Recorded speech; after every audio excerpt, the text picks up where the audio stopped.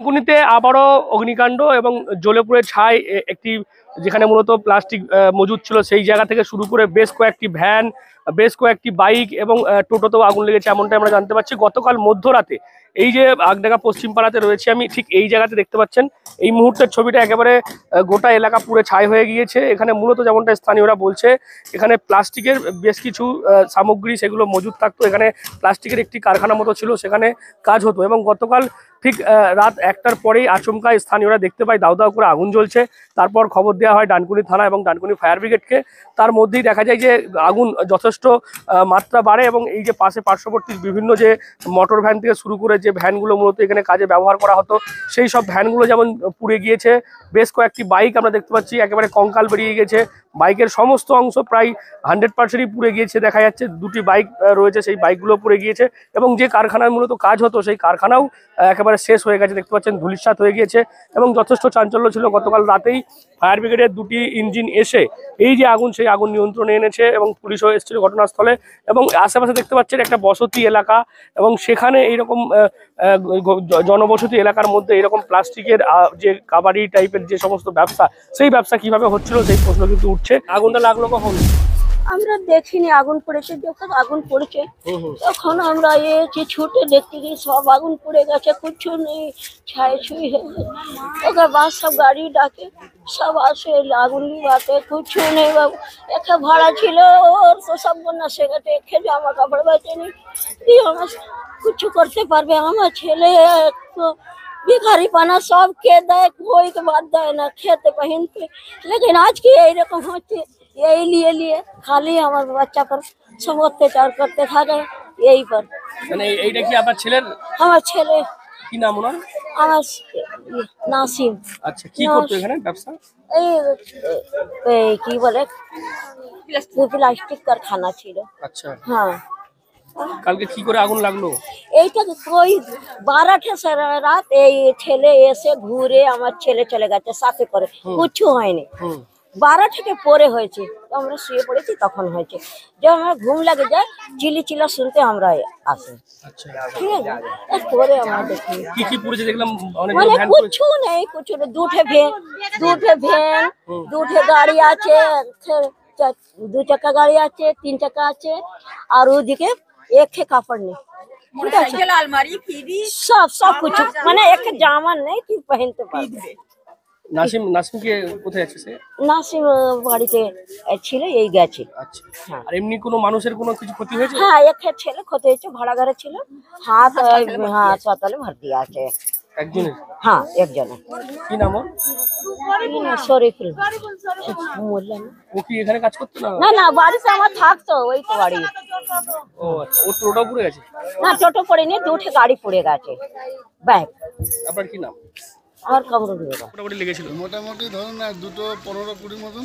আচ্ছা, হ্যাঁ, তারপরে এইসব বিশাল আগুন হয়েছে, মানুষ সব পুড়ে গেছে, টোটো মোটরসাইকেল অনেক ক্ষতি, পুরো গোডাউন ফোডাউন বাড়ি ফাড়ি পুরো রাত্রিরে কারেন্ট সব পুড়ে গেছে। কত মানুষ জোর হয়ে জল ফল কাঠ ফাঁট পুরো সব পুরো ক্ষতি হয়েছে। মানুষের হাত পা পুরো জ্বলে গেছে, ভাত কামা মিশে জ্বলে গেছে, প্রচুর লোক 3-4 জন জ্বলে। এখানে কি হতো? এখানে গোডাউন ছিল। কিসের? এই চিম কাগজে। আচ্ছা, গোডাউন ফোডাউন সব। তারপরে ছুটাছুটি হলো, জল ফল দেওয়া হলো। ফায়ার ব্রিগেড এসেছিল? হ্যাঁ, এসেছিল। ওরা নিভিয়েছে? এসেছিল, অনেকজন এসেছিল, পুলিশ সবাই এসেছিল, এসে সব আগুন ফাগুন বুতানো হলো। কখন নিবলো তাও? মোটামুটি সকাল হয়ে গেছিল, সকালে তো হয়ে গেল, 2:30টার সময় থেকে জল আমরা তো 11:30টায় ঘুমিয়ে পড়েছি। আমি যখন দেখেছি তখন 12:50। আচ্ছা, তখন দেখছি অলরেডি এক নারকেল গাছেরও উঁচু উঠে গেছে আগুন, আর এদিকের লোক আসতে পারছে না, ওদিকের লোক আসতে পারছে না। আমরা কোনো রকমের পিছন দিয়ে বাইরে চলে গেছি। তারপর খুব আগুন জ্বলছিল, জ্বলার পরে নিভে যায়, তখনও এক কোমর ছিল। তারপর ফায়ার ব্রিগেড এসে নিয়ন্ত্রণে নিয়ে এসছে, আর পাশাপাশি অনেক ক্ষতি হয়েছে। মানে মানুষেরও ক্ষতি হয়েছে, পাশে ভাড়াটিয়া ছিল, ক্ষতি হয়েছে। আর ঘরের জিনিসপত্র পুড়েছে। আমাদেরও পাশাপাশি বাড়ি আগুন লাগছিল, কিন্তু আমরা একটু জল দিয়ে নিভিয়ে দিচ্ছি। এখানে কি ব্যবসা হতো? এখানে প্লাস্টিকের ব্যবসা ছিল। আচ্ছা, তো কি কি পুড়েছে? আমি দেখলাম অনেকগুলো ভ্যান পুড়েছে। এখানে 4টে ভ্যান পুড়েছে, গাড়ি ছিল ভিতরে, প্লাস্টিকের কারখানাটা পুরো পুড়ে গেছে। পাশের বাড়িতে আলমারি ছিল, খাট ছিল, তারপরে পয়সা কড়ি জিনিসপত্র যা একটা সংসারের জিনিস সবই পুড়ে গেছে। একজনের ভাড়াটেদের হাত পুড়ে গেছে, বউটার মাথা পুড়েছে। ওরা কোথায় এখন? ওরা হসপিটালে আছে। আচ্ছা, আপনার নাম কি বলুন? আমার নাম সামনা। Introducing Dental Rehab and Aesthetic and Unit of Haji Medical.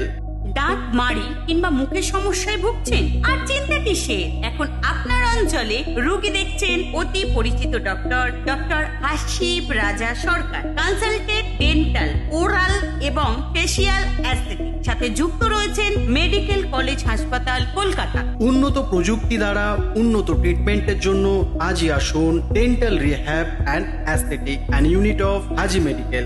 আমাদের ঠিকানা পাট ডানকুনি চৌমাথা, দিল্লি রোড, ডানকুনি, হুগলি 712310। অ্যাপয়েন্টমেন্টের জন্য এখনই যোগাযোগ করুন 9640257752 অথবা আমাদের হোয়াটসঅ্যাপ নাম্বার হলো 9163146213। এবং এই ঘটনার ফলে যথেষ্ট কিন্তু এলাকার মানুষজন আতঙ্কিত, কারণ স্থানীয়রা বলছে যে হঠাৎ করে আগুন লেগে যাওয়ায় পাশের বাড়ির লোকেরা তারাও আতঙ্কিত হয়ে পড়ে এবং তারাও বেরিয়ে পড়ে। তারপর খবর দেওয়া হয় ফায়ার ব্রিগেডকে এবং ফায়ার ব্রিগেড বেশ কয়েক ঘন্টার চেষ্টায় সেই আগুন নিয়ন্ত্রণে এনেছে। তবে যে ক্ষতি আমরা দেখতে পাচ্ছি অনেকটাই ক্ষতি হয়েছে। বেশ কয়েকটি ভ্যান, দুটি আমরা দেখতে পাচ্ছি বাইক এবং আরও অনেক দেখতে পাচ্ছি যে সমস্ত জিনিসপত্র সেগুলো জ্বলে গিয়েছে এবং এই ঘটনায় বেশ কয়েকজন জখমও হয়েছে। তাদেরকে ইতিমধ্যে হাসপাতালে ভর্তি করা হয়েছে, তাদের চিকিৎসা চলছে। পরে একটা আগুন ধরেছিল, মানে কি ঘটনাটা একটু যদি বলেন। অ্যাকচুয়ালি এটা ঘটেছে, আগুনটা লেগেছে প্রায় রাত্রির 2:30 লাগা। তো ওই সময় তো মানুষ তো ঘুমন্ত অবস্থায় সবাই, তো কোনো ব্যক্তি কোনো শত্রুবাদী করে, যেটা আমার মনে হলো, আমি যেটা করলাম সেটা হচ্ছে কোনো শত্রুবাদী করে আগুনটা লাগিয়েছে। তারপরেও যে ক্ষয়ক্ষতি কিছু বসতি বাড়ি জ্বলেছে এবং তার সাথে সাথে যারা মানে বসতি বাড়ির মধ্যে ছিলেন তাদের বেশ 2-3 জনের ক্ষতি হয়েছে। একজন শরীফুল মোল্লা বলে একটি ছেলে, তানার একটা ডান দিকের একটা হাত থেকে পুরো একটা গলা থেকে নিচে পর্যন্ত একটা বাজু পুরো টোটালটাই পুড়ে গেছে। ওনাকে প্রাথমিকভাবে চণ্ডীতলা থানায় হসপিটালে পাঠানো হয়। চণ্ডীতলা হসপিটাল থেকে শ্রীরামপুর রেফার করে, ওখান থেকে আবার এখন মেডিকেল রেফার করেছে, মেডিকেলে উনি রয়েছে। এখন আপাতত একটু ভালোর দিকে রয়েছে, এরপরে যেটা হবে আমরা জানাবো।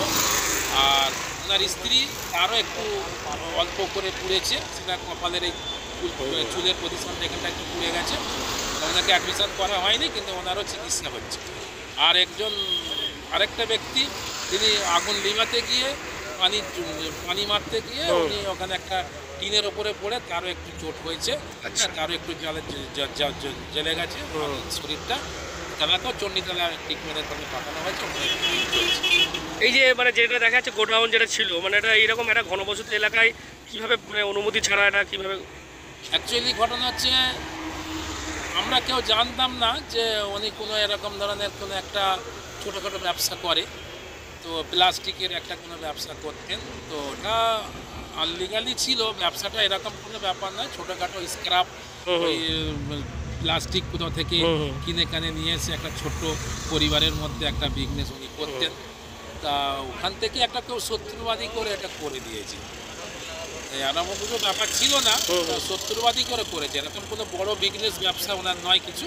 আচ্ছা, হ্যাঁ, একটা ছোট্ট পরিবারের মধ্যেই করে উনি না, নিজের একটা কুটির শিল্পী কাজ, একটা প্লাস্টিক নিয়ে এসে সব বাড়ির পরিবারদের কিছু কাজ টাজ দেয়, হ্যাঁ, লাইলন কিছু ওইসব চটপট খোলাখুলি এসব করে দিয়ে ওই জায়গাতে আগুনটা শত্রুবাদী করে কেউ করেছে, এটা একদম মানে 100%। কী কারণে আগুন লেগেছে সেটা জানা যায়নি, এখনো পর্যন্ত তাকে তদন্ত করা হয়নি। এটা তদন্ত চলছে, কীভাবে কী লেগেছে সেটা যদি প্রশাসন সূত্রে খবর ওঠে সেটা আমাদের আবার পরবর্তী আলোচনা। সব মিলিয়ে দেখা যাচ্ছে একের পর এক অগ্নিকাণ্ডের ঘটনা ডানকুনিতে। গতকাল আপনারা দেখেছেন ডানকুনি যে ডাম্পিং গ্রাউন্ড রয়েছে মিউনিসিপ্যালিটির অস্থায়ী ভ্যাট, সেখানে আগুন লেগেছিল। সেই আগুন নিয়েও কিন্তু যথেষ্ট রাজনৈতিক চাপরত চলছিল। তার মধ্যে আজকে আবার দেখা যাচ্ছে যে মধ্যরাতে গতকাল আগডাঙ্গার পশ্চিমপাড়া 4 নম্বর ওয়ার্ডের সেখানে এই আগুনের ঘটনায় যথেষ্ট চাঞ্চল্য ছড়িয়েছিল এবং দেখা যাচ্ছে সেই ঘটনায় একেবারে ধূলিসাৎ হয়ে গিয়েছে এই যে জায়গাতে মূলত এই প্লাস্টিকের কাজ হতো সেই জায়গা, এবং তার পাশাপাশি ক্ষতি হয়েছে অনেকটাই। কি বলবেন আপনারা এই বিষয় নিয়ে? অবশ্যই কমেন্ট করুন কমেন্ট বক্সে। এরকম আরো খবর পেতে নজর রাখুন ডিএনএন বাংলায়। ডিএনএন বাংলা সবার মনে সবার ফোনে।